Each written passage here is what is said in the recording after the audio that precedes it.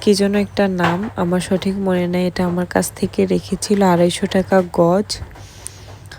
তো এই ড্রেসটা বানানোর জন্য এখানে মোটামুটি একই টাইপের অনেকগুলো গজ কাপড় ছিল, কিন্তু আমি ঝুলানো যে ড্রেসটা দেখেছিলাম ওই ড্রেসটা সব কিছু দেখে আমার খুবই পছন্দ হয়ে গিয়েছিল, যার কারণে আমি ওটাই নিব চিন্তা করে ফেলেছিলাম, মানে ফিক্সড করে ফেলেছিলাম। তো এইখান দিয়ে আমি আরও একটু দেখছিলাম যে আমি আসলে স্টোনের গজ কাপড় খুঁজছিলাম, আমি একটা গর্জিয়াস করে ড্রেস বানাবো তার জন্য। তো এখানে মোটামুটি সব কিছুই আছে। এখানে রেডিমেড হিজাব বানিয়ে ভাইয়ারা সেল করে, তারপরে হচ্ছে বাচ্চাদের হিজাব, বড়দের হিজাব, তারপরে রেডিমেড ড্রেস, মোটামুটি সব কিছুই এখানে পাওয়া যায়।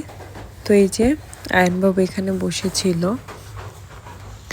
ও এখানে ভালোই চুপচাপ বসেছিল। আর ভাই আমাকে এই যে ড্রেসটা এখন হচ্ছে খুলে দেখাবে। আপনারা দেখেন, এই ড্রেসটার জন্য মূলত আমি গজ কাপড়